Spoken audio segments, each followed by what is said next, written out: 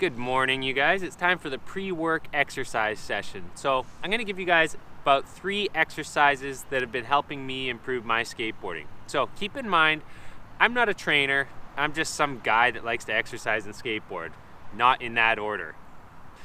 Anyways, first thing I like to do when I'm warming up these days is I like to jump rope. I find this is a really great way to get sort of my knees all lubed up, get my ankles warmed up, and get those jumpers in good shape.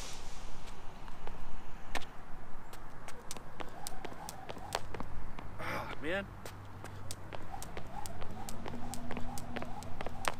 Come on. Damn it. I knew I should have checked the wheelbase on that thing. Okay, let's try that again.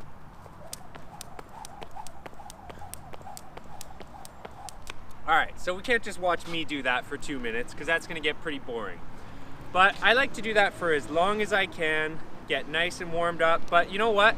If I do that for too long, sometimes the front of my foot starts cramping or my calves start cramping. So take it easy, right? Don't do too much, just do what you can handle. Or you're gonna wind up not being able to skate for the rest of the session or the next day. Also, when I first started doing this, it did make me more sore. And I've been doing this for about a year, you know, on and off, and I finally bought a set so that I don't have to do it at the gym. I can just do it anytime I want. And I have been noticing I'm starting to get conditioned. My knees aren't getting as sore, my ankles aren't getting as sore, and I can do it for longer stretches now. All right, that's enough of that. Feeling pretty good and warmed up. So I'm sure that those have been helping increase my pop, helping me get things like flip tricks out of manuals, all this kind of stuff, because I think it's actually helping increase those fast twitch muscle fibers, and I'm totally making that up out of just my brain and words that I read on the internet. Anyways, I definitely feel an improvement from jumping rope regularly. So the next thing, what's the next thing I could possibly be telling skateboarders, the least adventurous exercising people out there, to do? Well, if you guys don't go to the gym, you're probably not gonna have access to one of these unless you buy one, but I've been finding this exercise to be really helpful. So I start with my right hand, my left leg, so it's opposing, and what I do, I go forward like this. Stay balanced like that. You can see my leg moving around. It's really good. Oh, okay. It's kind of hard to talk and do it at the same time, but let's do one fluid motion. So go down like this, back up like so, up there. And as you're lifting this up, you're also lifting this leg up at the same time, right? So again, like this. So these are hard, and that was my good leg, my right leg. So let's try the left one.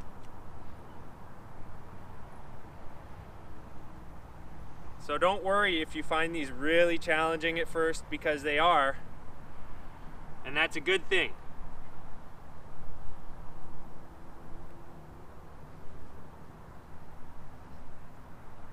Well, see, left leg, I do not have the same balance. Okay, I'm gonna do one from the side really quickly so you can get a good look at it. Right leg again.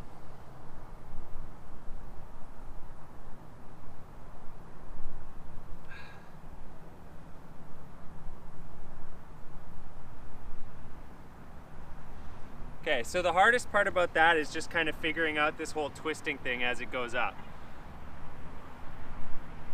Anyways, I have faith in you, you'll get there.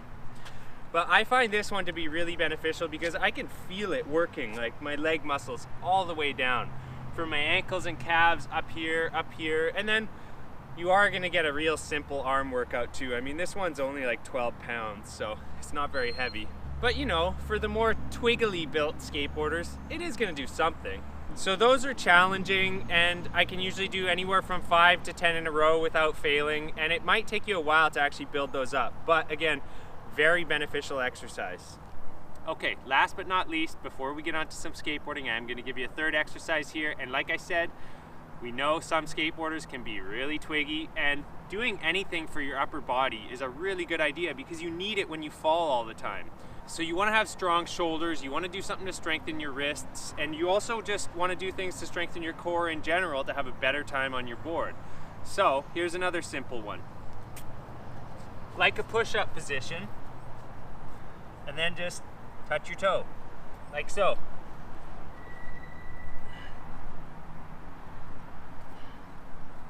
do as many of those as you can do. So that's gonna really help your core. It's gonna help stabilize everything here that you need when you fall. Not that you should be putting your arms directly out, of course, but sometimes you have to and it happens. And at least you want it to be a little stronger when you do.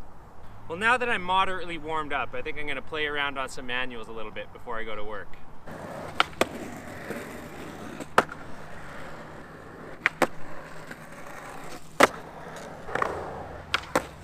Woo! Whoa!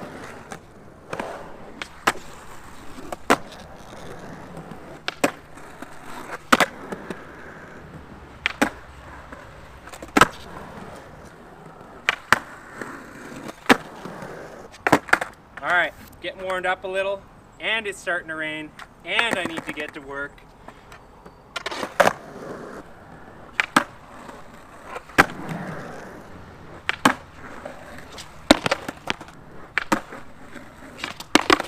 All right, nose manual nollie flip. 2 failed attempts, 1 more try, and we're moving on. Oh, come on. I'll take it. Need some step up love.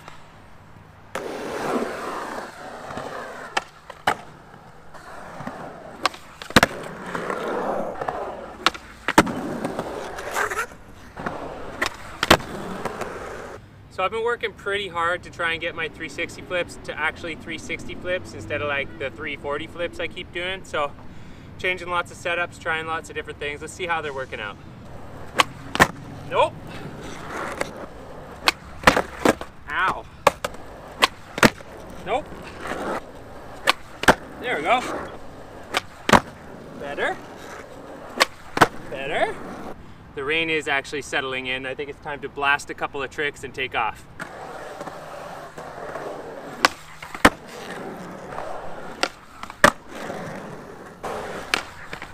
Oh, come on. All right, the painted parts are starting to get a bit slick, so we better get this. Oh, come on.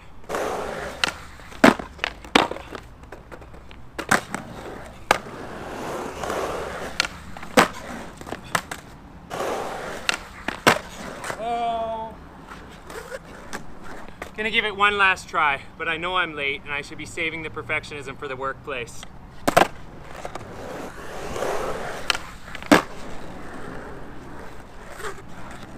All right, that one was, I'm gonna call that one good enough. At least, as we say in construction, looks good for my house. Okay, let's cover a little more ground real quick. For the board nerds, I'm riding a real full SE, 8.06.